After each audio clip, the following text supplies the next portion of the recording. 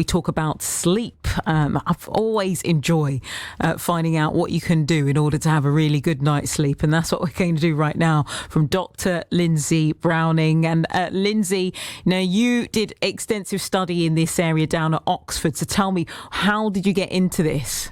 Yes, I've got a degree in psychology and a master's in neuroscience. And then for my doctorate, I specifically studied why we get insomnia and how we can treat it. So yeah, I spent 3 years specifically studying and treating insomnia. And then from there, I just wanted to go into helping people with sleeping problems. Why specifically that? Why were you called to look into that area?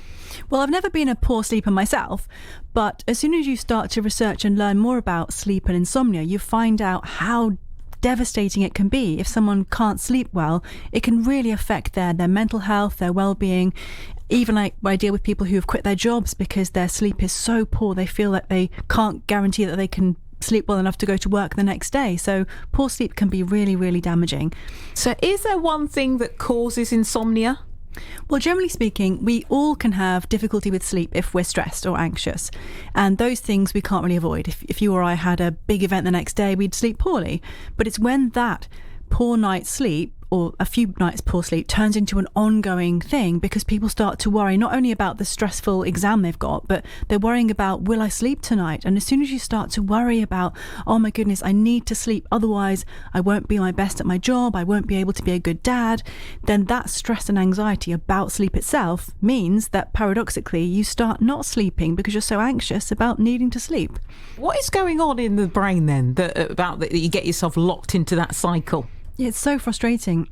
It's kind of like our body responds to stress or anxiety by our fight or flight mechanism. So our heart starts to race, we have adrenaline, cortisol, our stress hormones. And if you think about it, when we are very, very stressed or anxious, our body thinks, oh my goodness, we shouldn't go to sleep, because sleep means that we're not dealing with the problem. So of course, if you're worried about sleep, then your body responds by dealing with the problem by keeping you awake to worry about the fact that you're not sleeping. And it's just the catch-22, and it's just really frustrating. The problem is that sometimes the issue is not going to go away. You know, if you're a new parent, for example, that baby's going to continue to cry. Or if you've got a really stressful period at work, maybe it's going to be several months till it eases.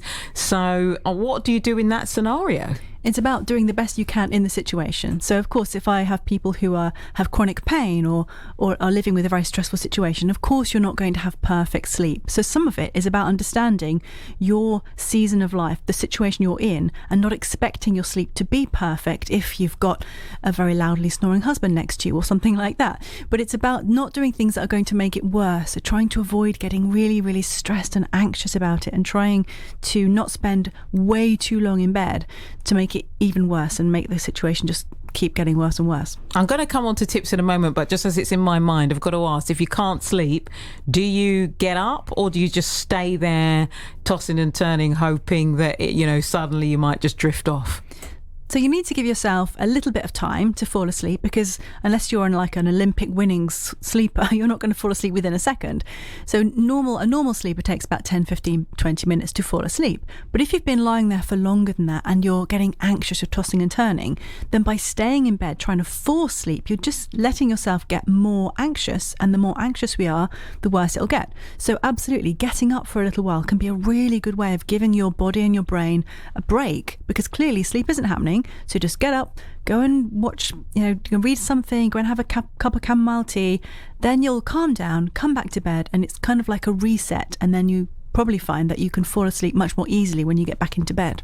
How much sleep do we actually need?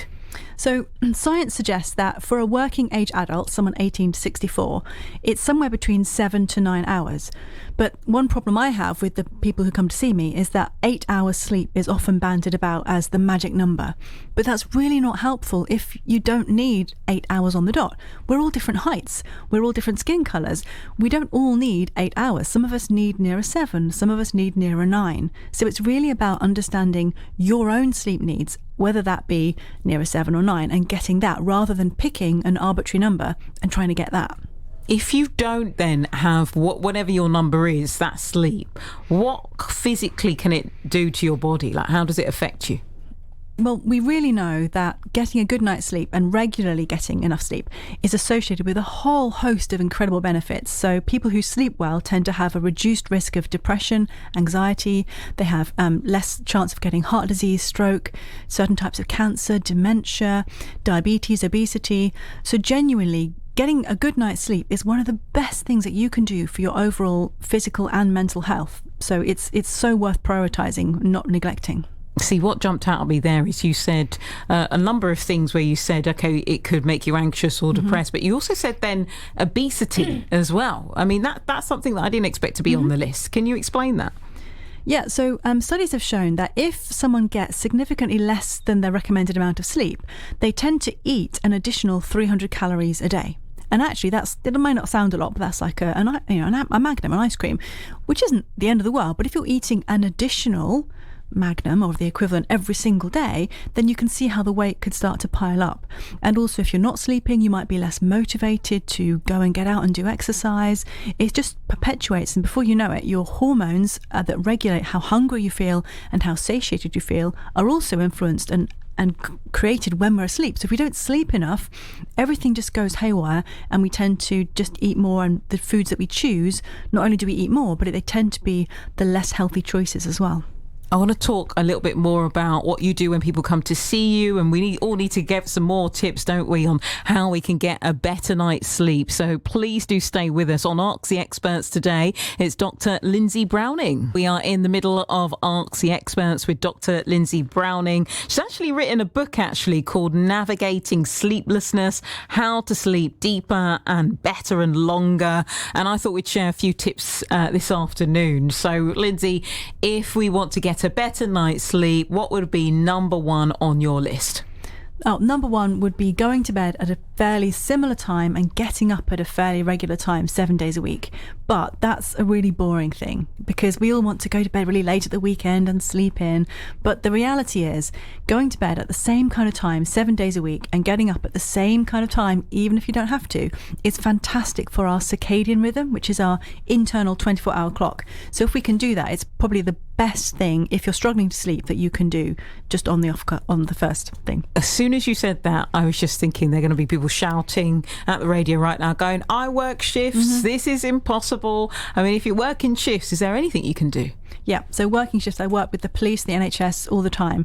Shift workers, you have to just adapt it. So if you have the control to go to bed at the same time, brilliant, please do that. If you don't, then it's just about making up the sleep where you can. And with shift workers, it's really important for those people to make sure you've got good curtains, that maybe you have an eye mask, that you have earplugs, because you'll be sleeping when the rest of the world is still awake. And one of the number one tips for shift workers is to talk to your family, because often families might get the Amazon delivery at 3:00 in the afternoon when you're asleep. So it's really important that everyone understands that shift workers, they need to sleep and they need to not be disturbed by deliveries and that kind of thing. You said another interesting thing there, because I thought you couldn't catch up on sleep. So you can? Well, you can't 100%, so it's much better to sleep regularly 7 days a week. It's just like with food, we don't want to eat absolute rubbish Monday through Friday and then just have healthy salads at the weekend and think we're being great for ourselves. It's much better to eat the right kind of food 7 days a week. Same with our sleep. We are better if we can get enough sleep 7 days a week. However, if you can't, because you're working shifts, because of your job, whatever, then absolutely catching up or trying to get extra sleep when you can is certainly better than not. Okay, so that's we got number one. I've kind of expanded it in a one point with several points underneath it. But let's get a top three. What's number two on your list for getting better sleep? So probably the number one reason people tell me they can't get enough sleep is their mind is busy when they're trying to fall asleep. Either when they lie down, their mind just suddenly thinks of a million things, or they wake up at 3 a.m. with a whole host of just random thoughts. That's a sign that you're not giving yourself the time and space to think about those things during the day. Because modern life, we never are bored. We're never bored. We have a phone, we have TV, we have distractions constantly. You can be driving a car and listening to an audiobook. People never have time to be bored. So if you can give yourself some time during the day to let your brain think, that's going to free up your brain so it's not doing it for you, doing all that thinking that you don't want to be doing at 2 a.m. And you could either just have some time to think or write it down, like journaling or that kind of thing. What about number 3 then? What else should we be doing? So making sure that you keep your bedroom, that it isn't a place for everything. If you're in bed and you're scrolling through your phone, you're watching TV, you're doing work, if your bed is your living room, then your brain can find it really hard to know the difference between, well, why am I in bed? Am I in bed to do my work, or am I in bed to go to sleep?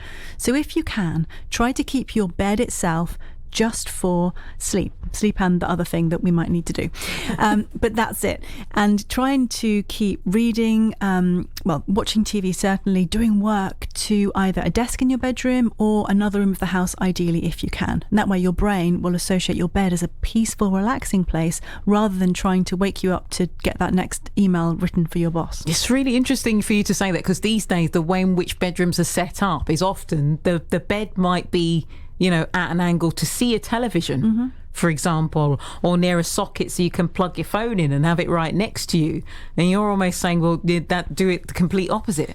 Yeah, it's about the fact that if we're in bed, sometimes our brain can just get confused and try and keep us awake to do those other things. But also it's tempting, isn't it? We're in bed. If we lie down, we can't fall asleep. We'll think, oh, well, I'll just stick the TV on and watch a bit of TV. And TV's addictive. You're watching the next episode of Bridgerton and then the next one. And before you know it, you meant to go to bed at 11, but it's 2 a.m. because you've just constantly been watching things. So the temptation to get distracted and not go to bed when you intended to is much greater if you're doing those other things in bed rather than just trying to sleep. What about temperature? Is that a factor?